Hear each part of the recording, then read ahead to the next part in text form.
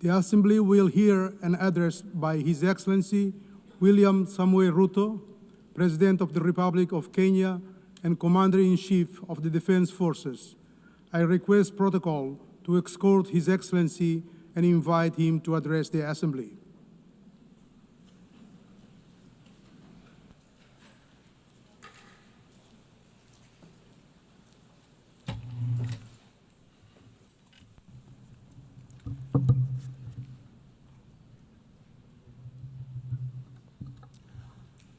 Madam President, the President of the 88th session of the UN General Assembly, Madam Annalena Baerbock, Secretary General of the United Nations, Antonio Guterres, Excellencies, Heads of State and Government, distinguished delegates, ladies and gentlemen.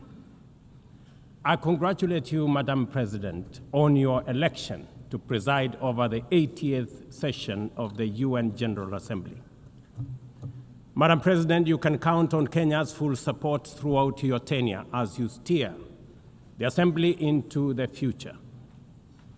Ladies and gentlemen, 8 years ago, in the aftermath of the unprecedented global destruction and devastating war, the international community came together in hope. They created this organization, the United Nations, as a shield against the horrors of war, as a platform for dialogue, and as a bridge to a better, fairer, more secure global community. What is often forgotten or not mentioned today is that the United Nations grew out of the failure of the League of Nations that existed between 1919 and 1945. The League of Nations did not collapse for lack of good intentions or noble objectives. Formed at the end of the First World War and as part of the Treaty of Versailles, it was humanity's first attempt to build a permanent international organization to stop aggression and war and bring nations together. Its ambitions were to achieve collective global security, disarmament, peaceful dispute resolution, and cooperation on humanitarian and social issues. Despite these ideals, the League of Nations failed. The United States never joined, other great powers came and went, and without enforcement authority, its condemnation carried little weight. When Japan invaded Manchuria, when Italy marched into Ethiopia, and when Hitler openly defied its rules, the League stood by, helpless and powerless. By the late 1930s, its credibility had collapsed, and with the outbreak of the World War II, it was rendered irrelevant. Madam President, this history is both a lesson and a warning. Institutions rarely fail because they lack vision or ideals. More often, they drift into irrelevance when they do not adapt, when they hesitate to act, and when they lose legitimacy. To remain relevant, institutions must be reimagined, must be reformed, renewed, and aligned with emerging realities. 8 decades ago, the founders of the UN sought to correct the failures of the League of Nations by creating a stronger, more inclusive organization anchored in the principles of, and I quote, "We the people of the United Nations, determined to save succeeding generations from the scourge of war," end of quote. Today, we are gathered for the UN at 80. The question is unavoidable. Is the United Nations relevant to the demands of our time? Can it continue to serve humanity in the face of current realities? Or has it become a relic of a bygone era? Madam President, Excellencies, we meet against a grim global backdrop. Conflict rages in Eastern Europe, the Middle East, the Sahel, the Horn of Africa, and beyond.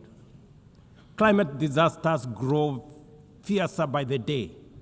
Inequality deepens, pandemics loom, and technological disruptions outpaces governance. Instead of trust, mistrust is spreading.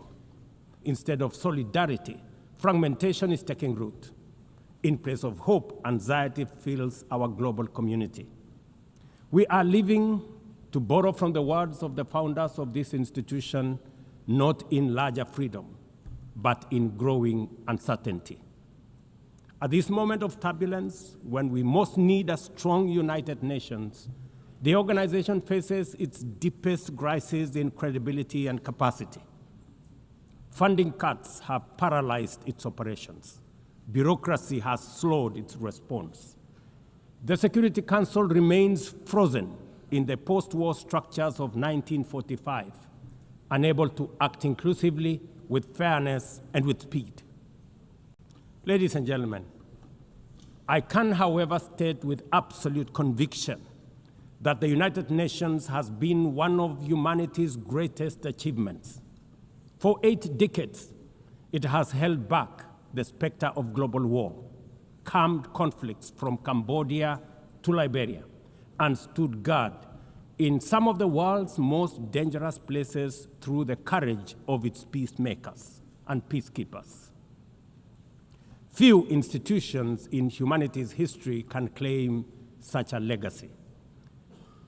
The United Nations has stood at the front lines of humanitarian crisis, from famine relief in the Horn of Africa to emergency shelter for millions of Syrian and Ukrainian refugees.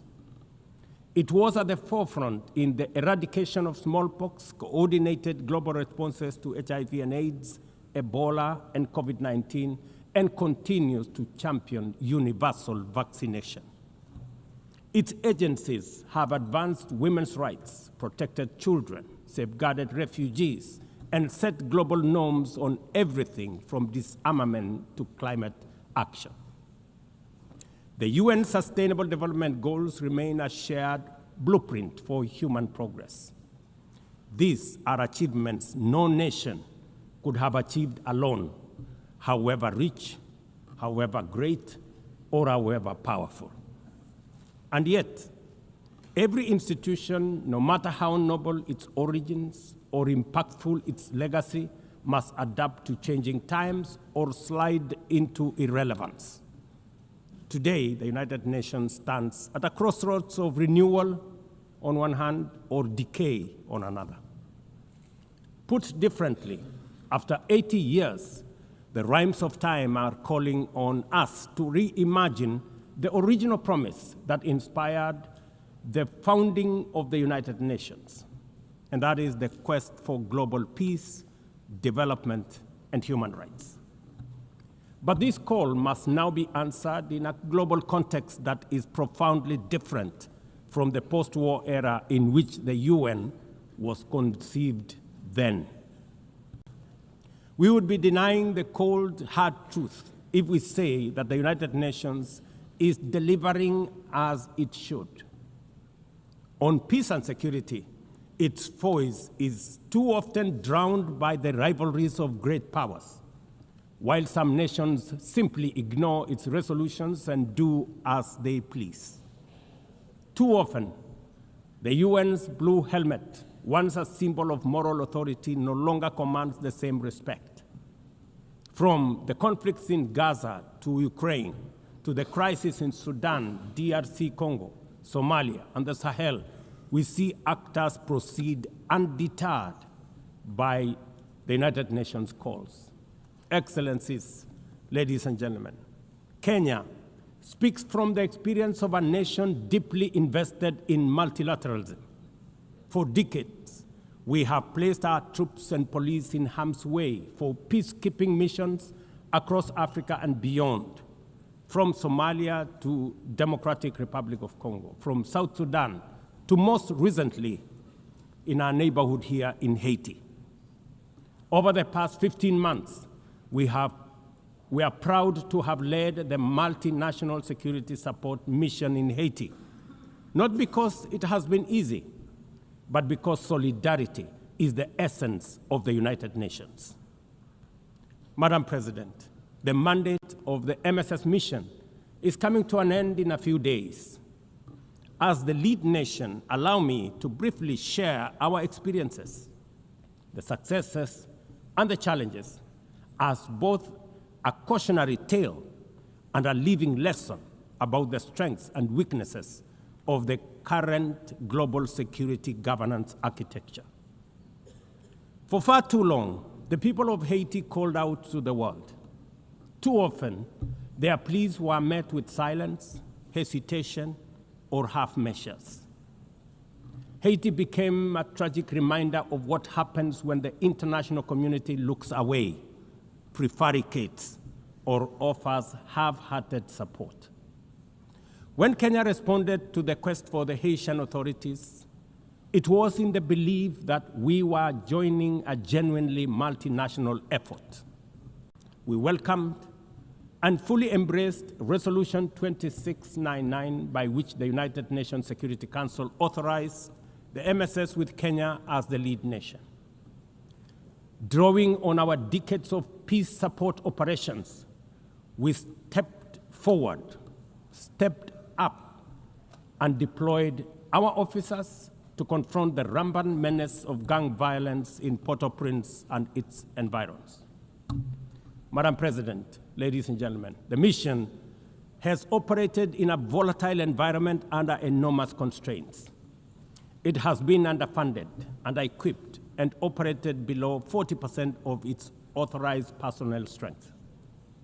Our police officers have valiantly shouldered responsibilities without the full logistical support that would accompany any mission sanctioned by the United Nations. Despite these challenges, and against all odds, the MSS has delivered results many thought were impossible. The presidential palace, once under siege from gangs, is today restored as the seat of government. The police headquarters and the police training center, once overrun by gangs, are now secure, with the academy resuming the training of new police officers, over 700 of whom graduated a few months ago.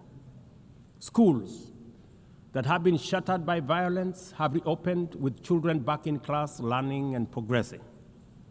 Roads once manned or blocked by gangs have now free-flowing traffic. Cases of kidnapping and extortion have reduced sharply. The airport and the seaport, once surrounded by gangs, are now abuzz with normal operations. Which begs the question, if so much could be achieved with limited resources and stretched personnel within just 15 months, what more could have been accomplished if the United Nations fraternity had truly acted together in solidarity with the people of Haiti? From this podium, I wish to assure all partners and actors that with the right personnel, adequate resources, appropriate equipment, and necessary logistics, Haiti's security can be restored. Gangs can be neutralized and the safety of streets, schools, hospitals, and homes secured. The continued harassment, abductions, and criminal acts undermining the lives of Haitians are unacceptable, unjustifiable, and must be stopped by this organization, the United Nations. Madam President, as the UN Security Council deliberates on the next steps, we must not lose sight of the fact that the situation in Haiti demands sustained, coordinated, and undivided international attention. A careful and orderly transition from MSS is essential to consolidate the hard-won gains so far achieved. I urge the Security Council and all partners to remain steadfast in ensuring that Haiti moves forward on a path of peace, stability, and renewal. Ladies and gentlemen, on human rights, our principle is clear and unwavering. The protection of civilians and respect for humanitarian law cannot be applied selectively. We cannot condemn suffering in one place and turn a blind eye in another. Kenya, is gravely concerned by the humanitarian catastrophe in Gaza and by the immense suffering of civilians caught in the devastation of disproportionate military operations. At the same time, we call for the unconditional release of Israeli hostages. In line with the African Union and United Nations resolutions, we also call for a permanent ceasefire, for strict adherence to international humanitarian law, and for the launch of a credible political process. Only through such a process can the vision of a two-state solution be realized, where Israel and Palestine live side by side in peace, security, and stability. Kenya is equally deeply troubled by the worsening humanitarian situation in Sudan, where innocent citizens are caught in the crossfire of a needless war. We fully endorse the Quad, comprising Egypt, Saudi Arabia, the United Arab Emirates, and the United States, in affirming that there cannot be a military solution and that only political dialogue offers a viable path forward. We join the Quad in urging all parties, including SAF, RSF, and the external actors, to respect Sudan's sovereignty, unity, and territorial integrity, and firmly reject any attempts to divide the country, reaffirming our unwavering support for a unified Sudan for the benefit of all its people. Excellencies, distinguished delegates, those who look to the future with a clear vision know that climate change is not only the single greatest threat of our age, but also one of the greatest transformation opportunities of our time. The global stocktake has made it plain that the world is off track. Current national determined contributions are steering us towards temperature rises far beyond any safe threshold. This is the difference between survival on one hand and devastation for millions across the world on the other. Kenya and Africa are not passive victims of this crisis. We are taking bold steps showing that climate action is not only possible, but can also be the foundation for inclusive growth. We are building a climate-resilient society by embedding adaptation into every sector, from agriculture and energy to infrastructure and livelihoods, to sustainable mining and artificial intelligence. This ambition is visible on the ground. Today, 93% of Kenya's electricity comes from renewable sources: geothermal, wind, solar, and hydro. We are expanding investments in e-mobility, climate-smart agriculture, clean cooking solutions, and green manufacturing. We are also pioneering nature-compatible solutions such as sustainable waste management and circular economy interventions. Africa, too, is uniting its voice. In 2023, in Nairobi, we hosted the inaugural Africa Climate Summit, where the continent adopted the Nairobi Declaration on Climate Action and Call to Action. Just 2 weeks ago, in Addis Ababa, Africa came together once more at the second Africa Climate Summit to reaffirm our commitment and strengthen our ambition for climate-positive growth. We declared Africa not just as a victim of the crisis, but as a source of solutions, with climate action driving economic growth, transformation, and job creation for our communities. Ambition, ladies and gentlemen, cannot stand on willpower alone. Implementing our new NDCs will require $56 billion.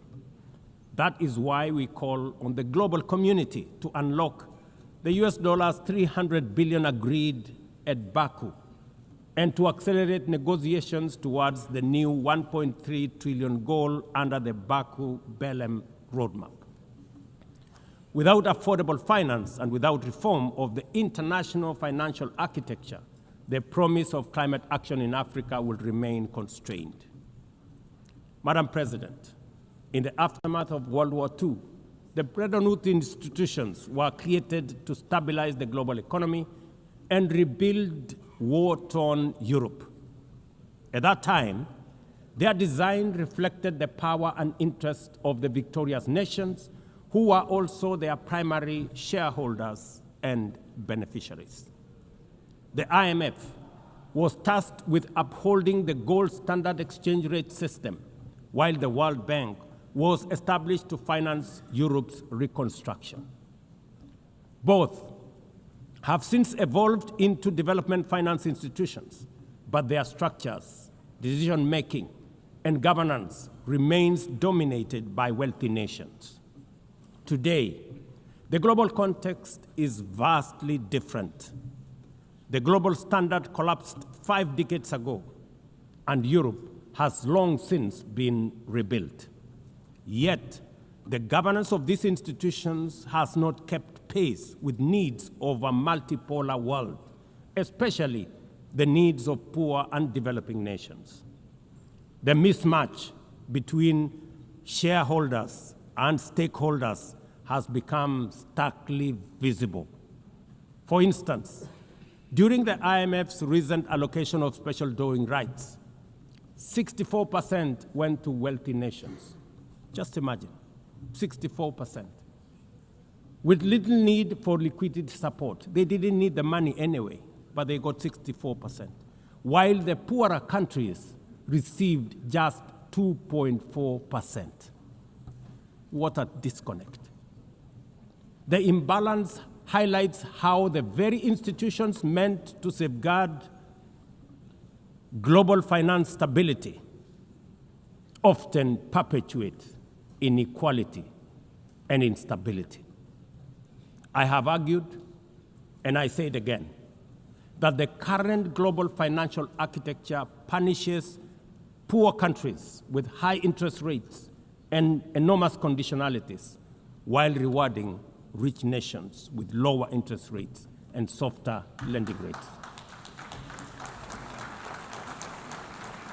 Its rules, priorities, and allocation mechanisms consistently favor those already prosperous, while trapping vulnerable economies in cycles of debt, high borrowing costs, and inadequate access to emergency support and concessional funding. It is imperative to transform these institutions into genuinely independent, apolitical global bodies that their operations are aligned with their global mandate. Such a shift would democratize decision-making, restore credibility, and allow the IMF and the World Bank to serve all countries fairly rather than reinforcing old hierarchies. But Africa is not merely waiting for external prescriptions. We are taking bold and deliberate steps to strengthen our financial independence, safeguard our stability, and accelerate our development. Kenya, for instance, fully endorses the establishment of the Alliance of African Multilateral Financial Institutions, launched with the Africa Union in February 2024. This alliance brings together our homegrown banks, Afrexim Bank, the Africa Finance Corporation, the Trade and Development Bank, Shelter Africa Re, Africa Development Bank, Africa Trade and Investment Development Insurance, and ZEPRI, institutions that embody Africa's determination to mobilize resources, finance trade, and build resilience on our own terms. At the same time, the Africa Union is championing 3 transformative institutions: the Africa Central Bank, which will issue a single currency and free our trade from dependence on foreign money; the Africa Monetary Fund, positioned to stabilize our economies and give us true financial sovereignty; and the Africa Investment Bank, designed to mobilize resources for infrastructure, industrialization, and integration that Africa needs to rise. And to complete this vision, the Africa Credit Rating Agency, one that understands our realities, values our uniqueness, and tells our story with fairness and truth, has already been established. Excellencies, as we mark the 80th anniversary of the United Nations, Africa also marks 20 years since the Ezulwini Consensus and the Sirte Declaration, the two historic milestones that establishes the common African position on UN Security Council reforms. For 2 decades, Africa has spoken in one voice, demanding justice, equity, and representation in the highest organ of global governance. This demand, however, continues to be ignored, deferred, or endlessly debated to the detriment of both Africa and the legitimacy of the United Nations itself. You cannot claim to be the United Nations while disregarding the voice of 54 nations. It is not possible. Africa is no longer willing to wait on the margins of global governance while decisions about peace, security, and development are made without our understanding, without our perspectives, and without our voice. Africa's exclusion is not only unacceptable, unfair, and grossly unjust, it also undermines the very credibility of the United Nations, this organization. Africa dominates most of the Security Council agenda, provides some of the largest contingents of UN peacekeeping forces, and bears the heaviest costs of instability. Yet we remain the only continent without a permanent seat at the main table where decisions about our destiny are made. Africa deserves, ladies and gentlemen, at the very least, 2 permanent seats with full rights, including the right to veto, and 2 additional non-permanent seats on the United Nations Security Council. The world must understand that reforming the Security Council is not a favor to Africa or to anybody. It is a necessity for the United Nations' own survival. If the United Nations is to remain relevant in this century, it must reflect today's realities, not the post-war power arrangements of 1945. Madam President, despite the stated and evident weaknesses of the United Nations, it still remains humanity's best chance at global solidarity. No other institution has the universal legitimacy or convening power of the UN.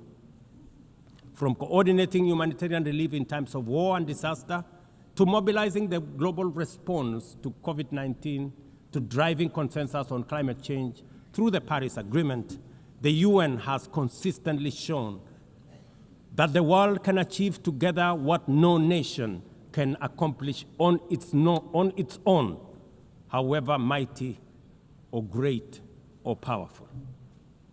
As Doug Hammarskjöld, the UN's Second Secretary General, once observed, and I quote, "The United Nations was not created to take humanity to heaven, but to save it from hell." End of quote. That mission is as urgent today as it was 8 decades ago. At a time when conflicts are multiplying, when climate change threatens every economy, and when inequality is widening, the need for a functioning, credible, effective, and a multilateral system has never been greater. It is through the UN that nations have pooled resources to vaccinate billions of children, to protect refugees from through the work of the UNHCR, and to keep the peace in more than 70 missions across the world.